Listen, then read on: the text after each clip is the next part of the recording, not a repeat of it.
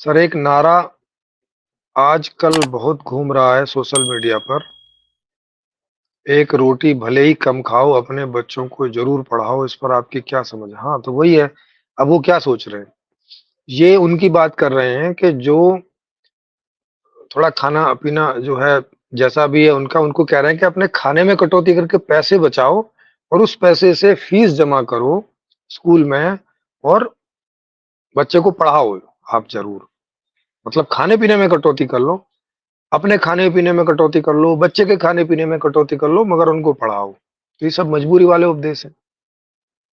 पैसे की कमी दर्शा रहे हैं ना ये।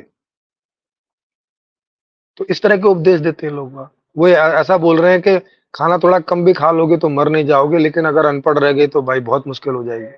जैसे जो लोग पढ़ लिख गए हैं उनको सबको जॉब हो गई है, उनको मुश्किल नहीं है। मतलब पेट काट-काट के पढ़ो और फिर जॉब ना मिले फिर क्या करो? फिर जाके सुसाइड करके मर जाओ फिर। और यही लोग करते हैं फिर।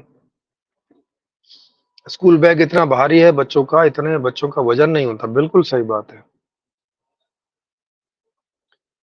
तो अब ये क्यों ऐसा हो रखा है? ये ऐसा इसलिए हो रखा है क्योंकि लोग सोचते हैं कि जितना ज्यादा पढ़ाएंगे, जितना ज्यादा दिमाग में भरेंगे, उतना ये जल्दी आईएएस, इंजीनियर, डॉक्टर बन सकेगा। क्योंकि इंफॉर्मेशन ही भविष्य है, इंफॉर्मेशन ही जॉब है।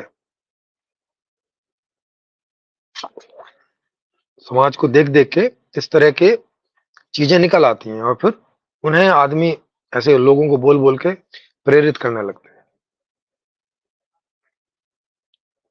मेरे पिताजी भी थे, वो भी ऐसा कहा करते थे।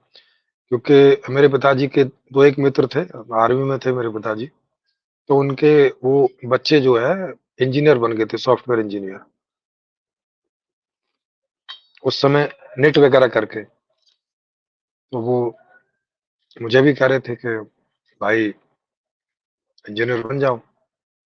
उस समय नेट में एडमिशन लाने के लिए 12th में अच्छी खासी परसेंटेज लानी पड़ती थी। मतलब नेट में उस समय 90-95 ऐसी परसेंटेज जाती थी। अब मेरे आए थे 74%। 74% में नेट में तो एडमिशन होना नहीं था। उस समय सॉफ्टवेयर इंजीनियरिंग के जो छोटे छोटे संस्थान थे वो उस समय बहुत कम थे। ये बहुत पुरानी बात है। ये बात है 89 की।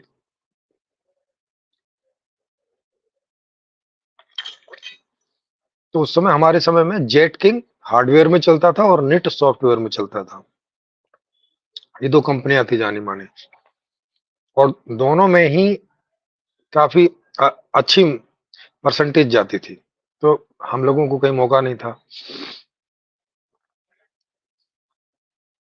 वो एक सरदार जी का लड़का था, वो शायद ले आया था 94% या से कुछ आए थे उनके 12th में। तो उनको उसमें नेट में मिल गया। फिर 4-6 साल करके और अमेरिका वगैरह वो सब चले गए। तो उनकी आज अच्छी खासी इनकम है। तो चूंकि वो पिताजी के दोस्त थे तो उनको ये सब पता चलता रहता, तो आके बोलते रहते थे हम लोगों को, अरे तुम कुछ बिल्कुल कुछ नहीं पढ़ते, ये है वो है। और जबकि था क्या, मुझे 12th में पिताजी यहाँ दिल्ली लेके आए थे। उसके पहले मैं गांव में, और वहीं मेरी एजुकेशन होती थी। जबकि जो अ, वो थे सरदार जी, वो उन्होंने अपने बच्चों को सदा से अपने साथ रखा था। मतलब उनके पैदाइश से ही। और जहाँ जहाँ उनकी पोस्टिंग रही वहाँ साथ ही आर्मी के स्कूलों में पढ़ाई होती थी, वगैरह वगैरह बहुत सारी चीजें। इस चीज को वो लोग ध्यान में नहीं रखते थे। है ना? तो ऐसी कई सारी चीजें थी। मेरी पढ़ाई हिंदी मीडियम में हुई। अब यहाँ इंग्लिश मीडियम में ये सब चलता था। मेरी 12th में ही इंग्लिश मीडियम चेंज हुई। 12th से पहले मैंने सारी एजुकेशन हिंदी मीडियम में की। अब अचानक से इंग्लिश मीडियम में चेंज करना, और तब भी 74% नंबर लेकर आना। अगर मेरी इंग्लिश पहले से अच्छी होती तो मेरे भी नंबर आराम से 90-95% आराम से आगे होते।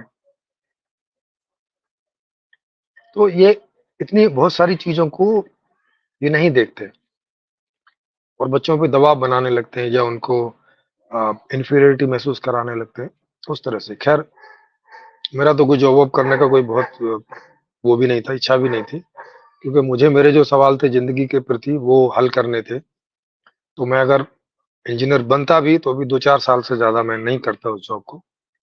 मुझे साधु बनना ही था इन सब चीज़ों की खोज के लिए। पर मैं वैसे बता रहा हूँ कि सब लोग इस तरह की जो है, इस तरह के तकिया कलाम बोलते चले जाते हैं।